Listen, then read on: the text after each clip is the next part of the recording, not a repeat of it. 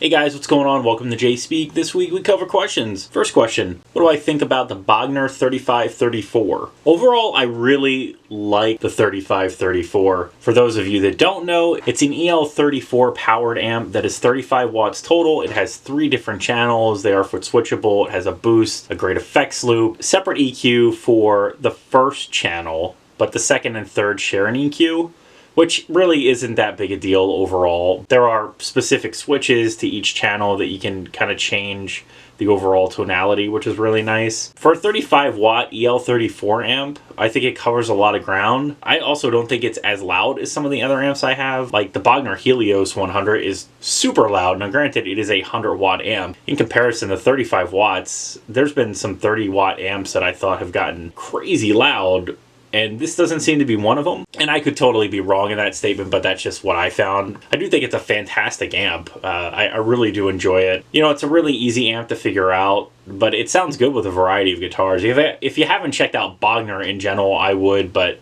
this is the second amp I've owned by them. The first is the Helios. It's a fantastic amplifier. I really like it. Question 2. Would I prefer the Orange Rocker 32 or a Fender Blues Deluxe reissue amp? I was never a huge fan of the Blues Deluxe, and that's just personal preference. So I would probably go with the Rocker 32. The original Rocker, the 30, was a great amplifier. The 32 kind of brought a stereo aspect to it, and had a little more options than the 30 did, but they sounded relatively the same, and it's a fantastic amp. I think that amp is really unique because it has a couple channels, but it also has that stereo option. But I mean, creating a stereo field when the speakers are right next to each other, there is no stereo field. The difference becomes is when you mic up the speakers. When you mic up the speakers and you pan them, you begin to hear that effect. So like in the room, it's not a huge difference, but I would prefer that over the Fender amp, but that's just me. But I do stand by the Fender Princeton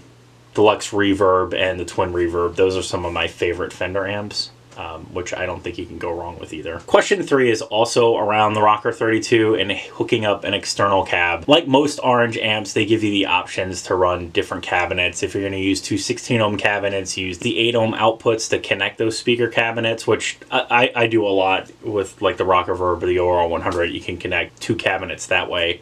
You should never mismatch, like hook up an 8-ohm and a 16-ohm or a 4-ohm and a 16-ohm. You should never do anything like that. Now, I've done this a while ago, but I believe the way this works is because it's a left and right out. To connect an extension to the combo, you'd have to reconnect the internal speaker jack to either 8-ohm speaker output and connect a 16-ohm cabinet to the other 8-ohm.